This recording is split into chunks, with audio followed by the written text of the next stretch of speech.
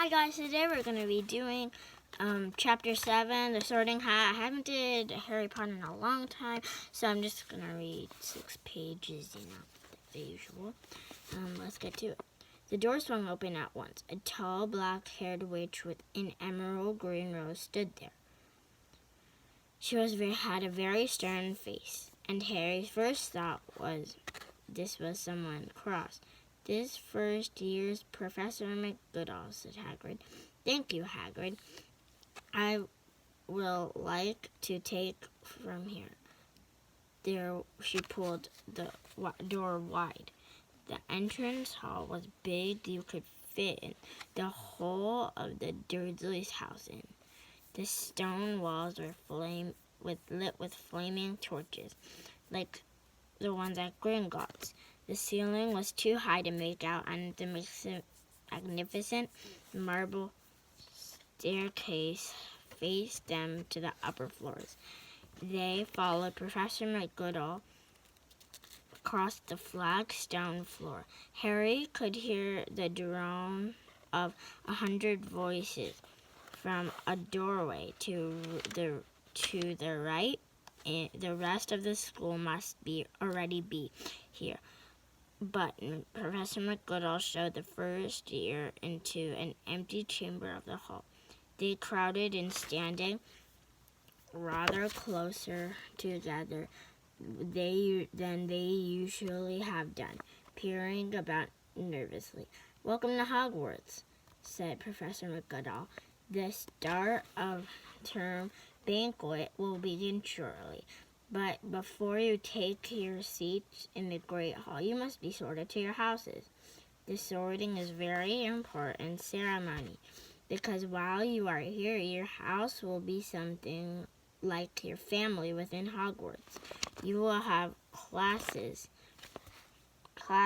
with the rest of your house, sleep in the house dormitory, and spend free time in your house common room.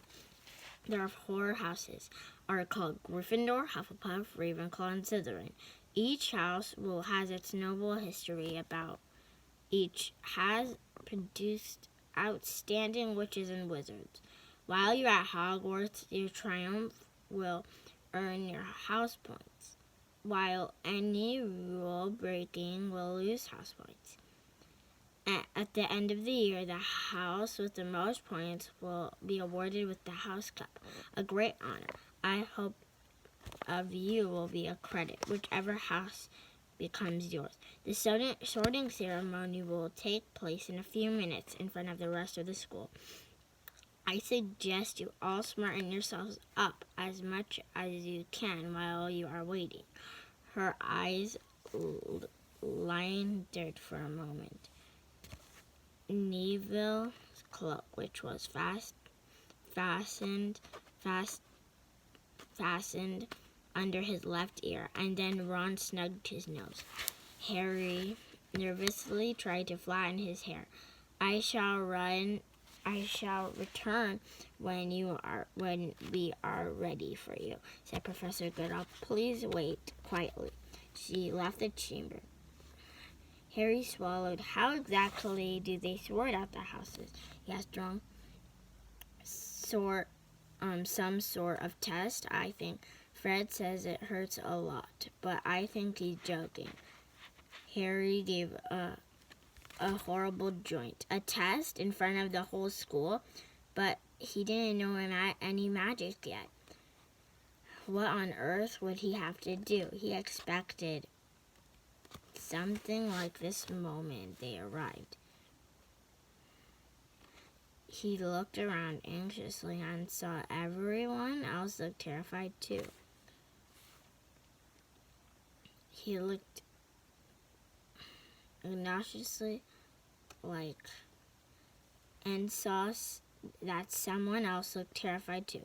No one was talking except Hermione Granger, who was whispering very fast and the spell she learned and wondering which one she needs.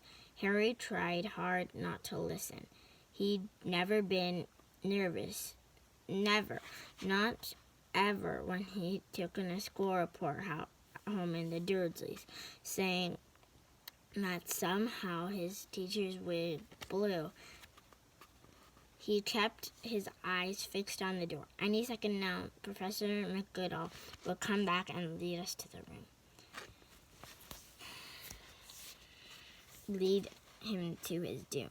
Then something happened and made a jump about a foot in the air. Several people behind him screamed. What the?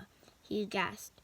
So did the people around him. The 20 ghosts they had streamed in on the black wall, pearly white and slightly transparent. They glided across the room, talking to one and another, hardly glancing at the first years. They seemed to be arguing. What are they saying? Forgive and forget, I say. We ought to give them a second chance. My dear Farrar, haven't we got Peeves all the second chances he deserves? He gives us all bad name. And do you know he's not even a ghost?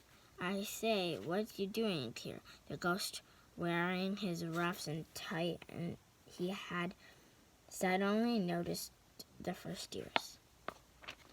Nobody answered. New students, said the fat Farrar, smiling around them. You should be sorted, I suppose. A few people nodded mutely. Hope you to see in Pufflepuff, said the Farrar. My old house, you know. Moving along, said a short voice. The sorting ceremony is about to start.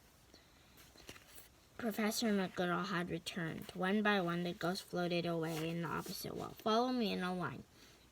Professor McGoodall had the first years and followed me, feeling oddly as his legs had turned to lead, had gotten into the line behind a boy with sandy hair, with Ron behind him, and they walked out of the chamber, back across the hall and through the double doors of the great hall. Harry had never imagined something so strange and splendid place. There was thousands and thousands of candles that were floating in midair for 4 tables long. There were rest of the students were sitting. These tables were laid with glittering golden plates and goblets. At the top of the hall, there was another long table where the teachers were sitting. Professor McGoodall had led the first year up there. So then he became a halt in the line facing the other students.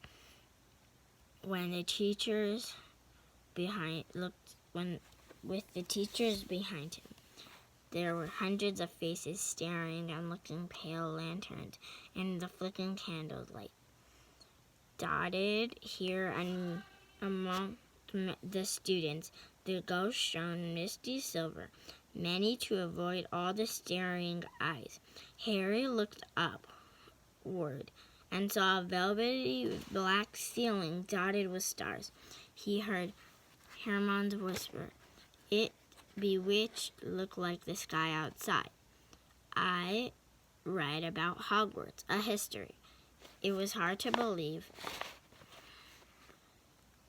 there was a ceiling at all, and the great hall didn't simply open onto the heavens. Harry quickly looked down at Professor McGoodall, silently pacing 4-legged stool in his front ears. On top of the stool, he pointed to a wizard hat. The hat was patched with frayed and extremely dirty. Aunt Petunia wouldn't have let in the house. Maybe they don't mind my mom because she's crazy. Maybe they had to get a rabbit out of it. Harry thought wildly. Maybe they seemed the sort of thing noticing that everyone in the hall was now starting at the hat. He stared at it too. For a few seconds there was complete silence. The hat twitched a rip in the top of the brim, near the brim. open wide like a mouth, the hat began to sing. But I'm going to do that for the next video. Bye.